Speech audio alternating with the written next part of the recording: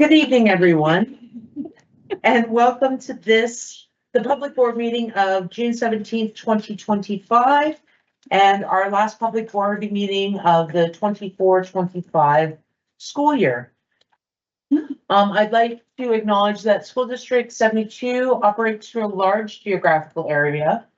The schools in Campbell River, the board office, and the schools on Quadra are located on the territory of the Likatok people, the Wiwakai and Wiwakam. But School District 72 also encompasses the traditional territories of the Klahus on Cortez, the Comox and Saywards, and the Homolko of the Butte Inlets. Please note that there is a short production delay between the live event that you are viewing and the meeting participants, and the question and answer function is open online for questions on agenda items throughout this meeting. A final call for questions will be made after the last agenda item, and questions will be addressed at the end of the meeting. Excuse you. You're okay, Shannon? Get off that. Don't make me use my gavel, guys. On to chairperson's remarks.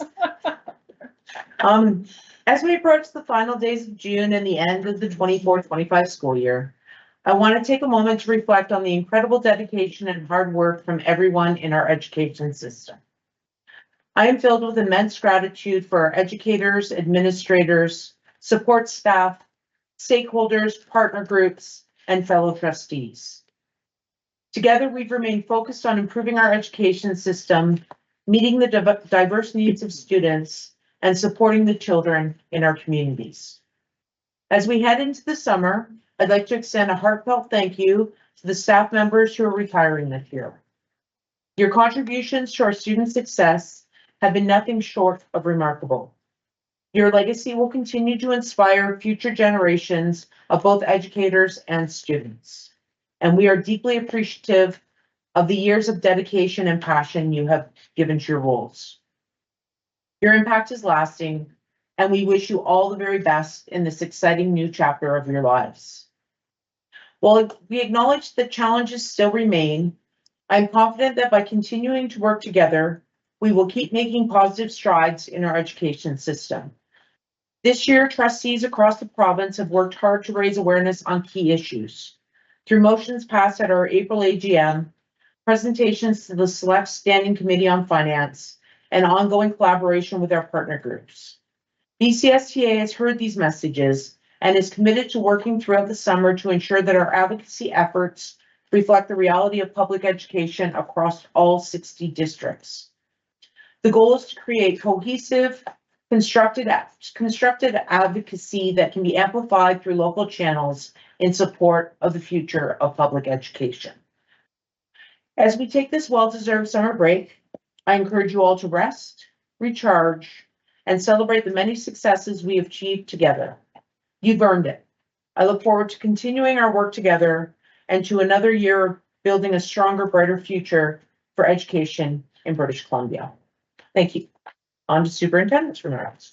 Thank you, Chair Eddie. Well, as the Chair alluded to, speaking about the retirement function and retirements in the district, we are at the end of a school year, but for some it's the end of a career, and we had an opportunity to celebrate those earlier in the month, and we had 32 CRDTA and QP members who were retiring this year.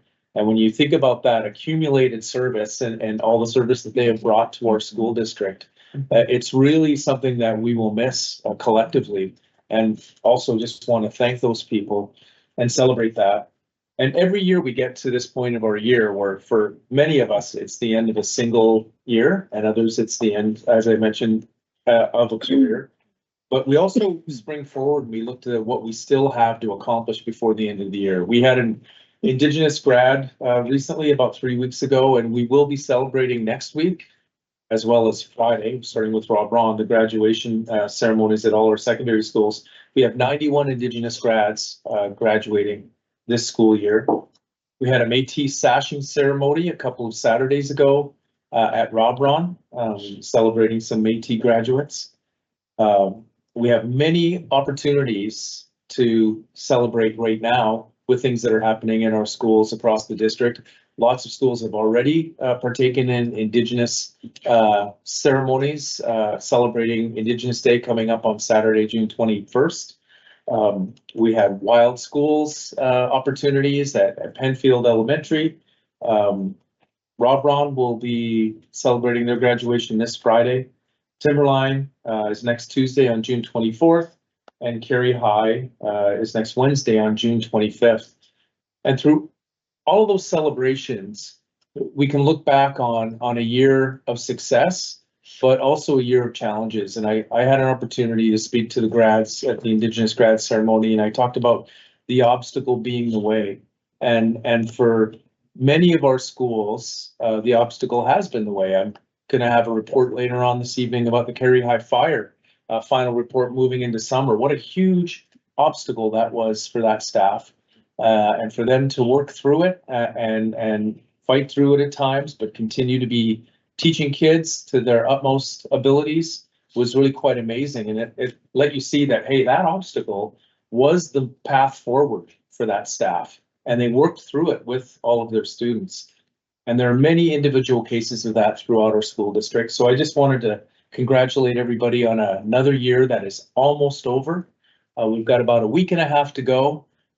For some of us out there, like, hang in there. The time is almost there, and it'll be well worth it when you get there. So thank you very much for another outstanding school year in School District 72. Just very proud to be a part of that and working with the board like this to try to do the best we can for the students of our school district. Thank you, Superintendent Manning. On to approval of the minutes of the meeting of May 27th, 2025. And so moved by Trustee Hagan. Is there any discussion? Seconded by Trustee Burritz. Sorry, is there any discussion? All those in favor? Is there any business arising from the minutes? Seeing none, the motion reads that the agenda is hereby approved as circulated. May I have a mover? Oh, I'm sorry. Is there any additions or alterations to the agenda? First, Secretary Treasurer Patrick. I would like to add to 12D, the approval of the amended 2025-26 minor capital plan. Will require a bylaw for that. Okay. And Trustee McMahon? I just wanted to add, probably under 16 other, just an update on the requests that were made by the Early Years Council when they presented some time back regarding the Charter of Rights for Children and the school district participation in that. At 16. 16A, yeah. Okay. Any further additions to the agenda? All right, now seeing none, the agenda motion reads that the agenda is hereby approved as amended. May I have a mover? Trustee Gillis, seconded by Trustee McMahon. Any discussion? All those in favor? So moved. Vice Chair Gillis, report of board decisions from June 17th, confidential meeting. Yes, we talked of teaching, administrative and support staff changes and property, legal and financial issues. Thank you, Vice Chair Gillis. There is no correspondence or additional agenda or public or educational submissions on to 12A, excuse me, election and board matters. The annual budget bylaw final reading for fiscal year 25-26. Secretary Treasurer Patrick, any comments? Yeah, so we've received no further public comments about the budget, and we have made no further changes. So we're looking for the third reading of the budget that was presented and had first and second reading at the last meeting. Thank you. So on to the motion and the third reading of the annual budget bylaw. That the annual budget bylaw in the amount of $92,234,938 for the fiscal year 2025-26 pursuant to section 113 of the School Act be and is hereby read for the third time passed and adopted. May I have a mover? Trustee Gladish, a seconder? Trustee Briggs, all those in favor? So moved. On to 12B, trustee travel per diem recommendation. Okay, so this comes in two parts. This is an annual report that's brought to the board that looks at and reviews the provincial comparatives for, there's a compensation or a remuneration portion that's second, but the first part is just for the per diems. So the BCSTA collects what districts pay for per diems and some of the provisions. As you, as they get compared and worked into the school district 72 per diems. And we, through this last annual review, it was noted that the per diem rates have gone up a bit. And we're looking for the board to support them. So the when we enter everything into the per diem amount, it comes out with a recommendation of the equivalent of $67 per full day, which is about the School Trustee Association rates. Now, this is separate from the remuneration because the per diem rate does set the standard for all staff. There's sort of three components that get reviewed at this time. There's the remuneration, the per diem rate, and the mileage rate. The mileage rate for our district historically has been tied into the BCSTA rate for exempt staff. For teachers, it is negotiated. For QP, it is tied into provincial rates, so slightly different rates, and they're tied to markers. But the per diem rate is board approved or rejected request annually that will get applied to all staff for the next school year. Any questions to Secretary Treasurer Patrick regarding per diem travel rates? But just to be clear that other partner groups will be based on this per diem decision, All staff. all staff. Okay. Any further questions? Just quickly, Secretary Treasurer Patrick, what's the difference? It doesn't seem to be with the per diem for full day meals. Oh, did it? Oh, okay. Oh, I guess I'm incorrect. I was just informed that the per diem has not changed from where it currently is. Okay. Only the mileage has changed, but the mileage is not usually a board approved amount. So I'm just looking for some votes. So. Do they have mileage? Good for you. Oh, per diem. So that's a BCSTA rate. Yeah. Okay, let me just take one more. So there was one change. I would like to just, I don't know, I believe it's a little bit lower than what it was, like I want to say $65 to $67. Right. I would like if the board could still approve the per diem rate as it's presented, but it hasn't changed. It won't change. There's no change, right? Okay. But it will set, because we will have staff and people will be traveling through summer, during summer before the next board meeting, and it would allow us to change. But it's not substantial change. So as you can tell by the fact that I can't remember if it has changed. But yeah, so there is a motion, and if you could approve or support Sure. that, then it would set us for the next school year. Still in Canadian dollars, is that? It is still in Canadian dollars, yes. Checking. Is there any further clarifying questions?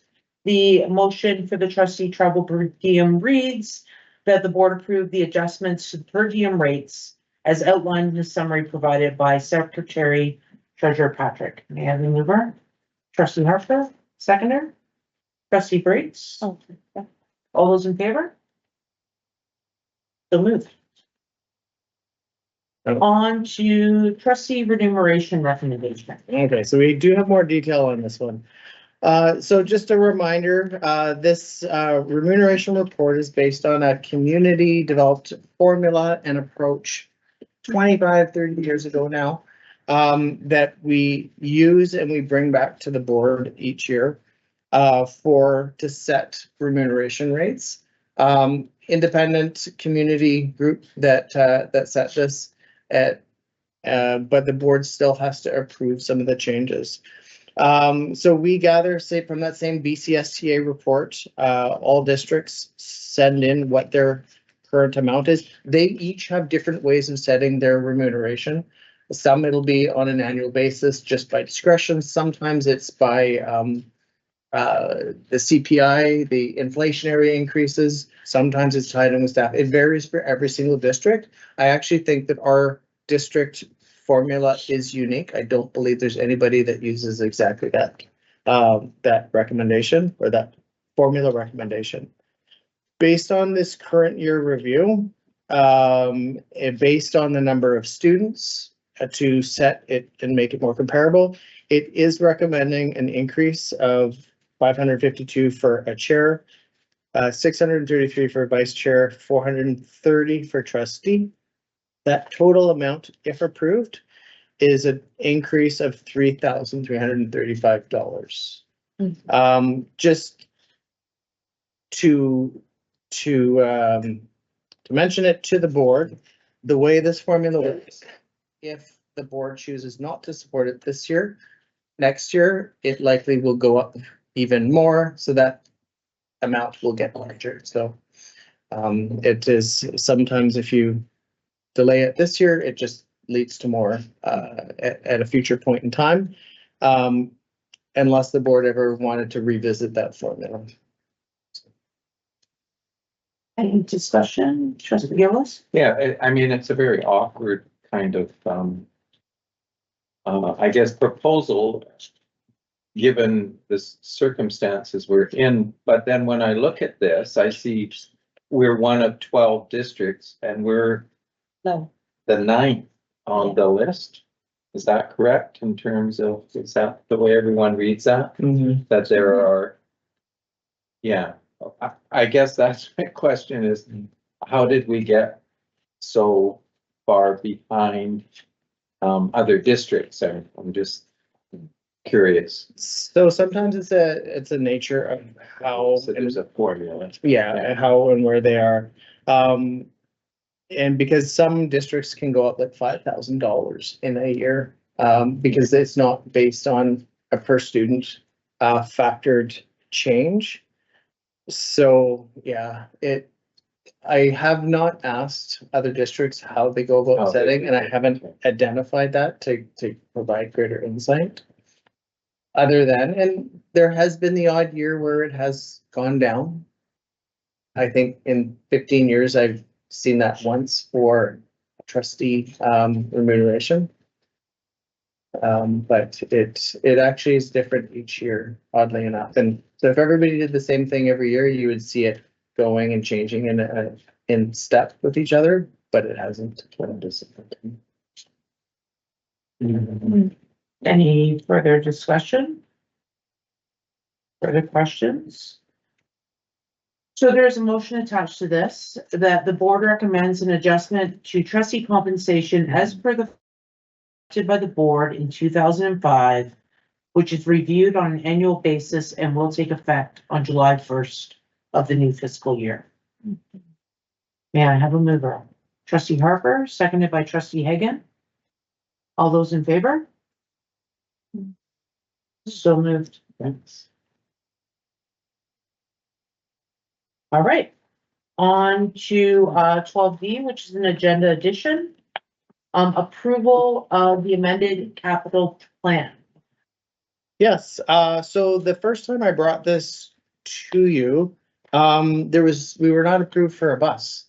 And I guess it's good news that they called a month later to say that we were getting approved for a bus.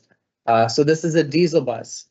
Now I did provide some handouts, but you'll notice that in that capital plan, the diesel bus amount is TBD. Tariffs have been having a pretty big impact on buses. I don't believe they're covered under free trade with the autos. So the ministry, and there's a provincial transportation association that purchase buses and come, they're working on that. What this is the ministry committing that whatever that price is for that diesel bus, they will cover the cost and provide funding for it. So they require an amended bylaw from the board in order for us to get the money for it. And I believe they're holding up all the money for this amended item. So there's other items that you had previously supported as part of the other bylaw, but we haven't received that money yet. So it's really important that the board support this amended bylaw with the TBD bus amount on it. So, this bylaw will require, a unanimous motion to hold all three readings at this meeting. And we'll just, is there any questions for Secretary Treasurer Patrick? So the unanimous motion, Trustee Hagan. Yes, so it's, this isn't our push to be non-green. At whose request is this? So this is, so this bus, the last two buses that we've been approved for were electric buses. This is not approval for an electric bus. You feel this is the way the ministry's heading, or? I believe that as funding has kind of dried up, the cost of an electric bus is more than double the cost of a diesel bus. And with the federal funding grants that basically bridge the gap between the provincial funding of a diesel bus and the federal funding that topped up to an electric bus cost gone, I do believe that this likely will be what gets funded in the future, will be more diesel buses. Replacement. Trustee Blatch? Do we need a bus? Yes, always need a bus. New buses, they're always more fuel efficient, but the cost of repairs and the frequency of breakdowns is way less. The way our bus replacements work is the ministry doesn't look at age. They will look at mostly mileage. So the higher mileage buses are at a higher priority for replacement. Those are the ones most likely to have breakdowns and require higher maintenance costs. But they also look at just frequency and abnormal maintenance costs. So this isn't one of those buses, but we have had a fairly new bus that had a lot of repairs and we got replacement for that. So they do work at and add discretion to some of the funding that they provide. I'm guessing that whatever they had decided before, maybe that other district didn't need a bus. But we're lucky enough that we then got the additional funding for, or late funding for a replacement bus. I'm just following up on Trustee here's comments about, moving from green back to diesel fuel. If we could get some kind of rationale, if that's their overall sort of move. Because I thought we were moving in the direction of away from fossil fuels. I'm just curious about some kind of printed, explanation. Yeah, I would suspect if they could get the funding, they would continue. I think it's strictly a funding issue. Spinning those pipelines. Trustee Thanks. Nicole?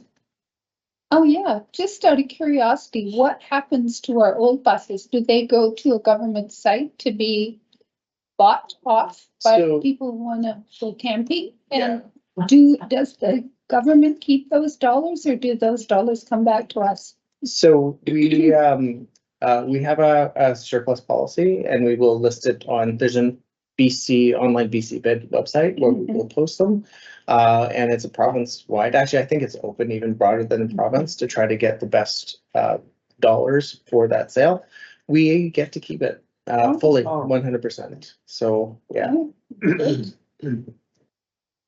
What does a used bus go for? It's funny, in some years in the. I think you've got a buyer, Yes. Partridge Family.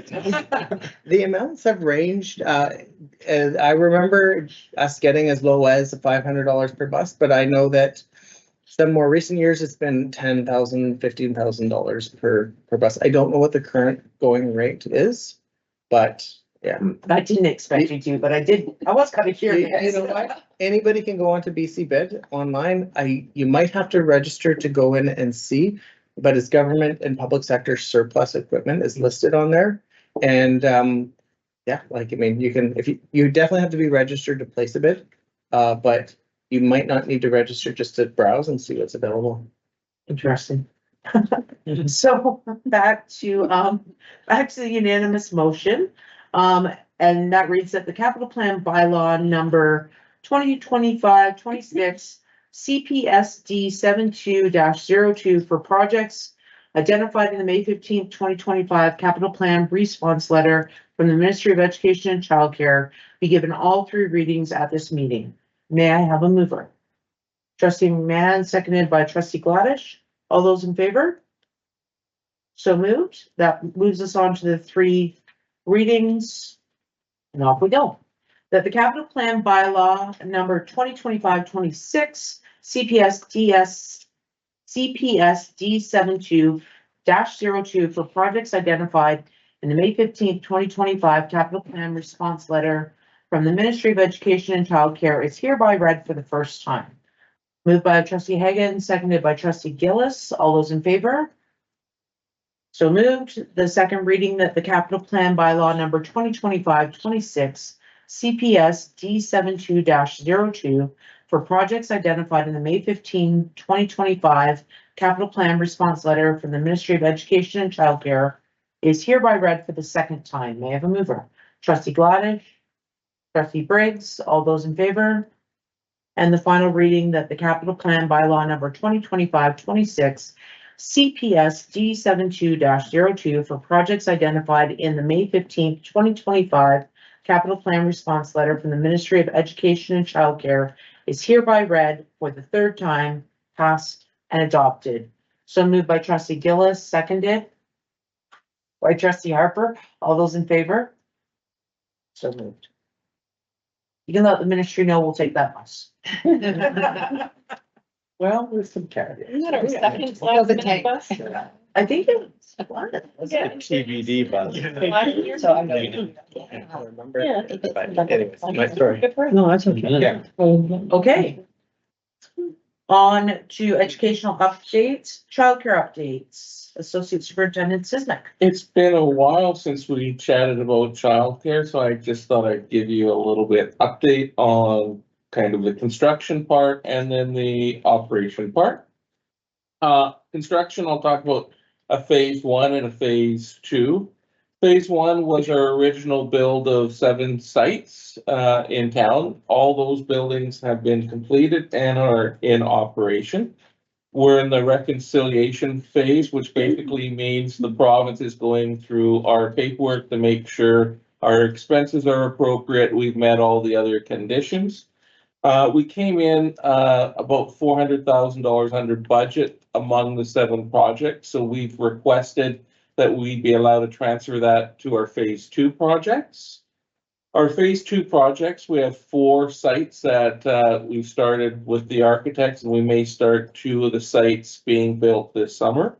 Our focus with the new sites are before and after school care and 3 to 5 year olds, because one of the things that we've heard in the community, especially coming out of healthcare, is that the before school age needs are there. So we're hoping to address some of those needs in the community with these builds, and so we're excited about that. Operating, we're just coming to the end of our 2nd year of operation, and in my mind, it's been extremely successful, exceeded my expectations with regard to interest in childcare. Afternoon is always more in demand than the mornings. So our afternoon childcare across our 6 sites, 92% full.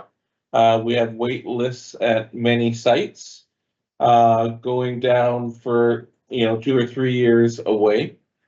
So that is exciting. We're offering childcare in the summer as we did at spring break. We have 61 children registered for summer childcare, and we'll be providing across 3 sites in the district. As with last year, we've set it up so we can support healthcare 12-hour shifts if necessary, with quite ease. So last year we had about 10 different days where healthcare professionals utilize a 12-hour shift in childcare, and that's going to be offered again this year. Thank you. Any questions? Just a quick question, Associate Superintendent. Does programming change in the summer? Yes, a lot more outside, but tempered with when it's too hot, you kind of have to come back in. So making sure we have shade, things like bringing pop-up tents to our playgrounds to make sure there's always shade wherever we go. We're fortunate being at schools, there's always a playground near. And so, for the summer, we pick specific sites where we can do things in the forest, on the playground, on the field. We have access to the gyms, and then obviously our air-conditioned buildings are nice too. Thank you. Just a couple questions. Do we have a stable staffing in all childcare centers? We're fully staffed. Fully Yes. staffed, yeah, okay. And, are we breaking even financially? Yes, Okay. yes. Those are good yeses. Yeah, yes. Excellent yeses. Any further questions?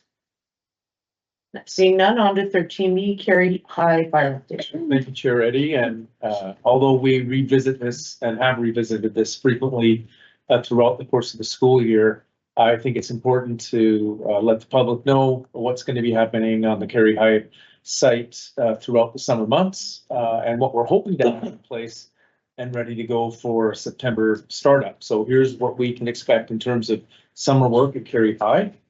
We're going to be working on repairs and remediation in the gymnasium. That will include the exterior gym wall and the roof. We're aiming to have the envelope watertight for September, which will then allow interior repairs to take place in the fall for a potential January reopening of the gym. There are 2 classrooms that are located underneath the gym, and because that area of the school of the gym was the furthest away from the origin of the fire, we expect those classrooms to be completely ready for school startup. And I believe that's going to include the stage area of the gym. We have 4 brand new portables that are going to be installed over the summer, and they're going to be installed between F-wing and C-wing, kind of in the parking lot area that was between those 2 buildings at Carihi. We also have a commercial camp kitchen that has a diner. It has been purchased and will be installed in the lower west parking lot. That's between Carihi's daycare and the gym, and that will allow the culinary program to continue at Carihi. We have been using NIC for that. Thank them very much for that opportunity they provided us with, but we will have that on site at Carihi, which is very exciting. We have at least 1 portable coming from the school district to augment the other 4 new portables, possibly a second portable. We're determining that this week. We hope that those will be installed adjacent to E-wing behind the office area, and those should be up and ready for September as well. All of the above, plus the pre-planning for the A-wing redevelopment, where the origin of the fire was, is going to require a significant amount of preparatory work, including heavy equipment on site for civil servicing, geotechnical work. There will be cranes in action, so people can expect the property to be very active and a very active construction site throughout the summer. I think it's important to recognize that all of this work is always subject to unanticipated delays. We're at the mercy of weather, third-party contractors, and the regulatory process. But our operations team is working full out to ensure that Carihi is in the best shape possible for September startup. And we're looking forward to getting as much done as we possibly can, and ultimately eventually getting the gym back. But at this point, we're thinking January is our optimistic deadline for that. Thank you. Can I just, Yeah. I know it goes without saying, but I think it needs to be said again as just a real vote of confidence and appreciation from us as a board, to the senior staff, to the Carihi High administration, to our operations, and particularly the staff and the students who have weathered a lot of challenges this year, not only the fire, but there's been a lot of kind of emotional and impactful. And we just really appreciate the fact that people kind of carry on and are providing the very best they can. It was amazing to see the transition to Oyster River, or Ori High as they called it for a time. And just, I know it feels like it's over, but it's never over. It takes a long time to recover. So thank you. Yeah. Just a question about, I can't imagine how expensive it must be to do all this. And I know that some of it's covered by insurance. How are we covering the rest? Is it all covered by insurance, or I'm gonna like the defer to, portables? Or- yeah, the secretary treasurer for that. He's Yeah. our insurance. It's portables are expensive. Yes, we did get approval for funding for portables. So 4 of the portables plus the camp kitchen are approved under the insurance. The 1 and or other 2 are enrollment growth based. But the reconstruction, yeah, whether it's like one of the early quotes I heard was maybe a $6 million rebuild. I've heard up to $20 million now. So they are committed, and in the plan that you had approved, it is identified as Carihi Fire Insurance, but there's no amount because they will cover some of those unexpected extreme costs that might come up. So it is very expensive, but we're making sure we get approval just because the board, as a board, does not have a lot of much additional money to cover anything. So we have to be very careful about what we spend. And although we're in a rush to make sure that students get everything they need and the teachers have the tools and resources they need, we're having to check in often to make sure we have that support. Good, thank you. On to finance warrant for date number 11 dated May 31st, 2025, and the motion reads that finance warrant number 11 dated May 31st, 25 be accepted as presented. May I have a mover? Trustee Hagan, Trustee Harper, all those in favor? So move. And on to the 26-27 major capital plan application. And just to clarify that the approval of the 3 readings that we did was for the 25-26 amended capital plan, and this capital plan is for the following year that we need to submit. Yeah, so what this is, it comes in a couple different parts, but I've been asked to make this work. Yeah. So what you passed tonight was actually the 3 reading bylaw was for projects that had been approved, and they require the bylaw from the board to make sure the board's fully aware of what the spending is to get the money. What this is the application that leads to hopefully many approved projects. However, this looks almost the same as it did last year and the year before and the year before and the year before that. Some of the things that I just wanted to point out that we have had some of these projects on our list so long, the Ripple Rock Elementary Edition and the Ocean Grove Elementary Edition, that Ocean Grove grew to where they needed at least 2 new classrooms, but now their enrollment is starting to drop, and there is possibly in the next 2 years where they will no longer need this. I talked to the ministry about should I remove it, and they said if you need that space right now, leave it on. But projecting out into the future, we might actually be able to remove the Ocean Grove Elementary Edition because enrollment in that school is dropping. The new addition, the most notable new addition is the Cedar Annex demolition. For some school districts, the ministry does provide funding for demolition of closed schools. now I've talked about this with the ministry and they said we may qualify, so we have figured out what a cost would be. We have it on here. What I have to inform the board though, is this does not mean that the building will be demolished. Because everything is a year out and a year long and getting the funding, we will apply for it if approved. This won't be available for at least a year.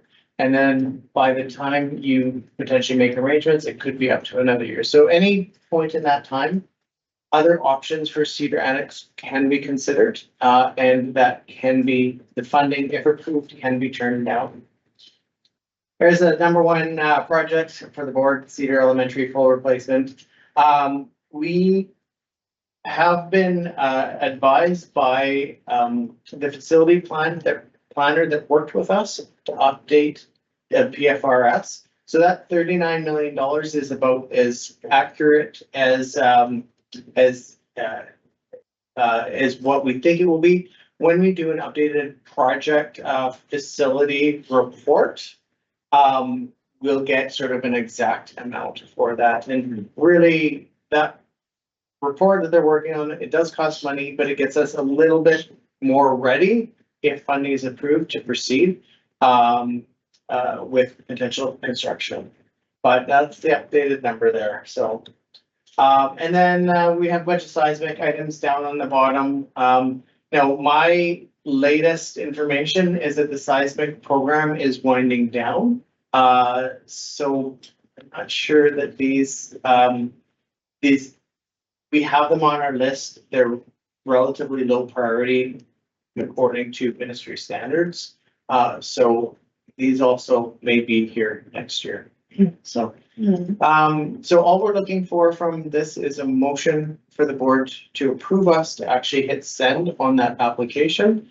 And then hopefully they say yes to many of those projects. Thank you, Secretary Patrick. Treasurer Patrick, is there any questions?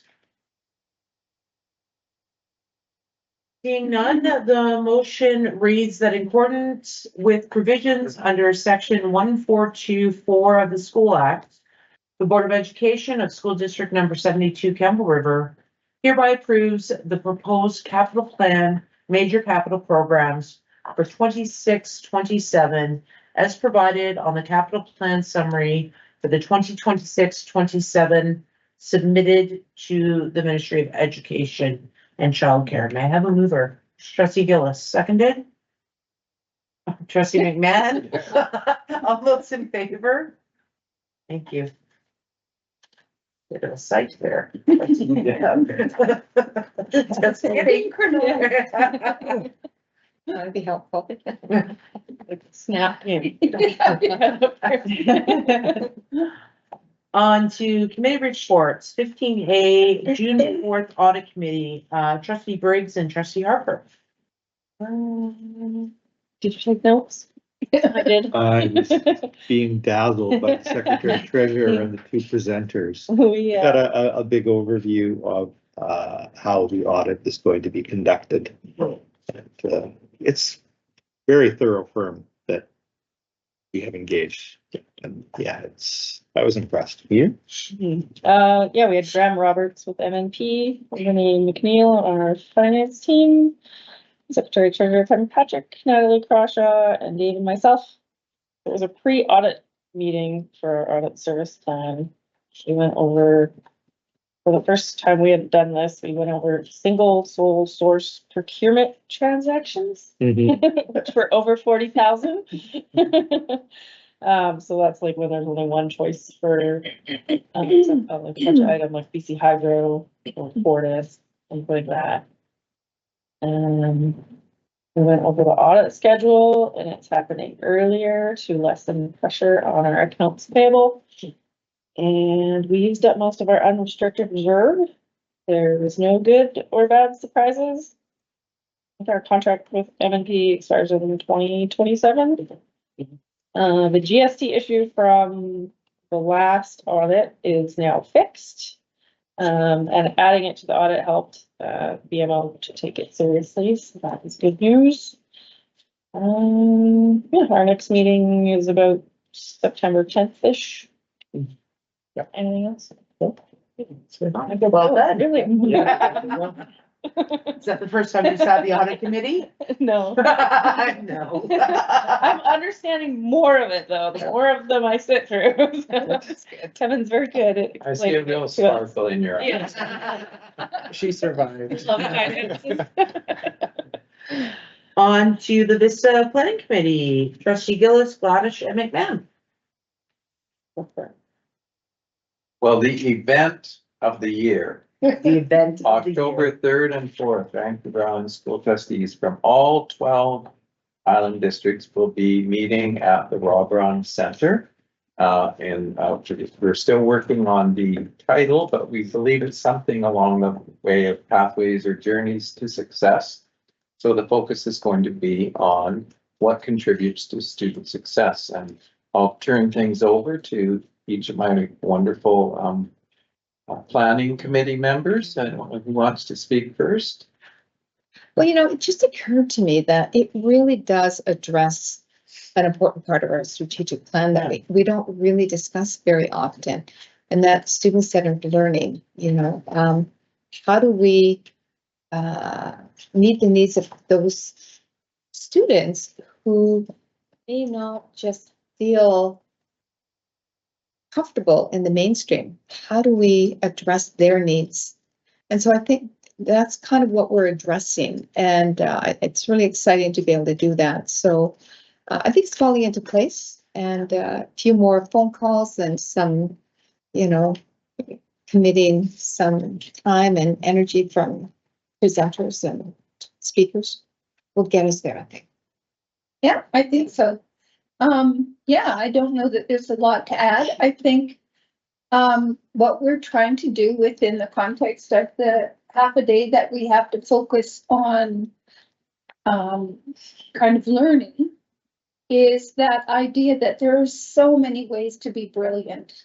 And typically the school system has focused on maybe one or two areas, literacy, mathematics. So this is really an exploration of how do we best honor and support the growth of those who have different ways of being brilliant, and make sure that we send them out into the world feeling smart instead of at the age of 45, being successful businessmen and still feeling stupid because they left school being told they were stupid. And I think I'd also like to say that our choice of venue, Robron Center, is really critical because we felt that is in many senses that addresses a lot of our, if you want to call them, alternate pathways to success. And so rather than choosing to place this in one of our resorts or hotels or whatever, we thought, let's just put this in the center of what's a really important part of our district. And then we'll have representatives from both of the secondary schools as speakers, from Timberline, a program, from Carihi, a program. And we're actually going to have a dinner, which we haven't done for years, and have people have some table talk time right in the pit of Robron Center. And so we're looking forward to that because a lot of our experiential learning, incidental learning comes from conversation with other trustees. So a huge thank you to Natalie for getting materials out, and Chair Eddie. They crafted some really enticing invitations to other trustees. So we know we're going to have a well-attended event. I think they're referring to the pit as the sunken garden. Oh, I'm so sorry. That was my middle school days. The sunken garden, I like it. Is there garden? No. We can work on that, folks. Come on. There is actually. Thank you so much to the Vista Planning Committee. On to 15C, the Core Pro D, trustee Gladys. All right. I love that phrase, different ways to be brilliant. Yeah. That is a theme that somebody has to use. So anyway, maybe the Core Pro D will use it. Who knows? But yeah, there's so many important conversations that take place there. And every time I go, I learn something new. I know that there's lots of support for collaboration between teachers, and we all know collaboration is really good. Teachers teaching teachers, oh, how brilliant is that, you know? Special requests where someone went to learn about how to facilitate peace learning circles. So I'm really excited to hear about what all that is. Mentorship grants. I mean, you know, more experienced teachers mentoring younger or teachers new to the profession. I think that's just brilliant. And supporting transitioning to new grades. See, I didn't know all this until I joined this group. So I'm looking forward to seeing what happens with the grade group day, where teachers in a common grade 1 or 2 or 3 or whatever it is, will get together and just learn from each other. And again, an example of a collaboration, but with a cohort of teachers teaching the same group of kids. It can't get any better than that. So anyway, it's just always my pleasure to join their meetings, and every once in a while say something, but not usually. Anyway, awesome. That's it. Thank you, Trustee Blash. And on to agenda item 16A, early years council requests. Oh, yes. Yes, we had a presentation by Ann Boyd and Brenda Wagman back some meetings ago. And out of their presentation, there was a request for the school district to participate with them and the city to answer the call that the city had for input into their review of their official community plan. So I was curious to know if we have had any movement on that kind of soft commitment we made. And the other thing was that some years back, the city approved, through the efforts of the school district, the Campbell River Early Years Council and the city came up with a charter of rights for children in Campbell River. And we did used to have it posted here. And one of the requests of that presentation was, do we still have it? And would we consider reposting it? Any thought, any ideas about that? I know there was a minimal amount of interaction with the city other than an initial poll survey they sent out. And the questions that were given to us, most of them didn't really feel like they were conducive to a student's poll with what they were asking. We didn't follow up with the city in terms of, do you have a restructuring of these questions?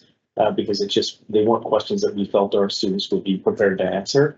And then as far as the other part, in terms of the actual charter, I'm not really that familiar with the history of how far that goes and who actually has that. Or Do you where not it have a exists. closet somewhere where you put your own? No, it's not my office. Associate Superintendent Sisnick is the keeper of those things. So I don't A know. closet where you Yeah. stuff. I will look for it. I haven't seen it in years. Yeah. Do we need a new one? I think Would you bring us back a copy? I've done kind of a Oh, you weird have a- copy. But I would disagree with the questions, because the first 2 questions were presented with Ann and Brenda, and they were very open-ended questions that could have worked. I think they were the only two. Yeah, Out of well, that's- 17. Yeah, Or yeah. any of- I forget Yeah, the exact number, yeah. but. Yeah, I think you're right, but still significant in terms of honoring the views and needs of children. I may be remembering incorrectly, but I believe on the date that they presented, the deadline for the city's feedback, if it hadn't passed, it was within a week's time.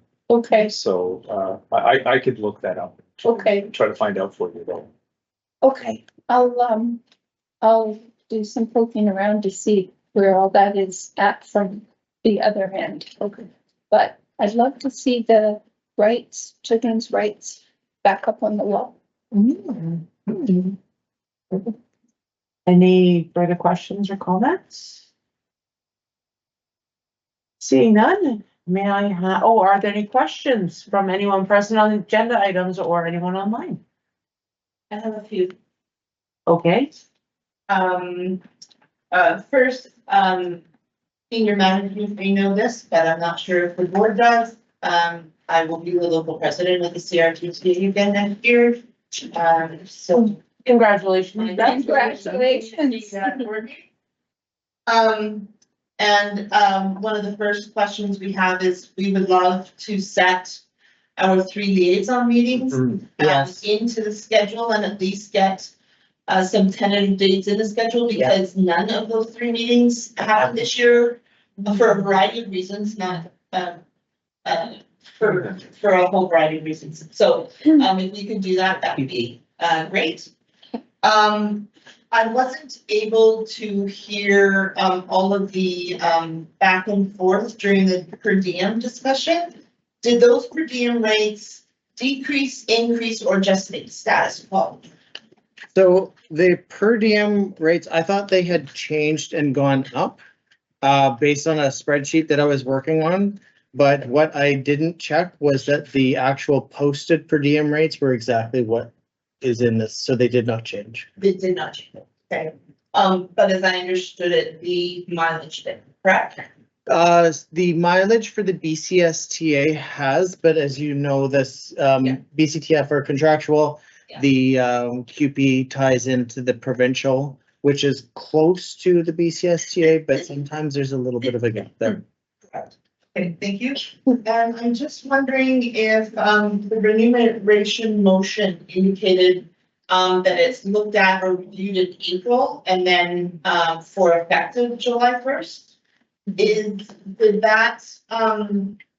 Was there a delay in the April review of that and it's being considered like today at June's meeting because of the report coming out of the CFTA? I was just wondering. So the April is when the BCSTA provides the published data. They typically gather it sort of February, March. Okay. They provide it and make the data available in April. Our board historically brings it at this last board meeting of the school year. Thank you. I just was wondering. And my last question is, I've been noticing that we almost never have correspondence on the board agenda, and I'm wondering if that's because the board doesn't get any correspondence, or if there's a criteria for what is listed in the public agenda as to the correspondence that the board receives. Of course, all correspondence, if it's going to be shared in the public meeting, it has to abide by, it can't have anything to do with lands, legal, or staffing, which is discussed in the confidential meeting. Okay. But nothing has bubbled recently Okay.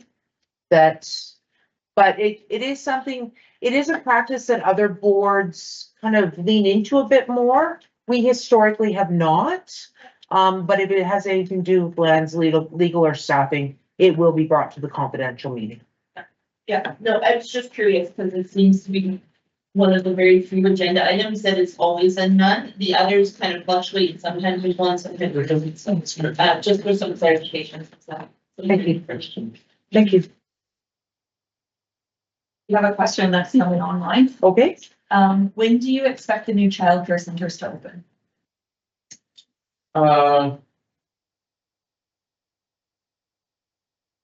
It's too early to tell, but we're hoping within a year and a half. That was the only question. That sounds fun. Seeing no further questions, may I have a motion to adjourn? Trustee Hagan. Thank you very much for an excellent 24-25 school year, everyone. Thank you. Ew.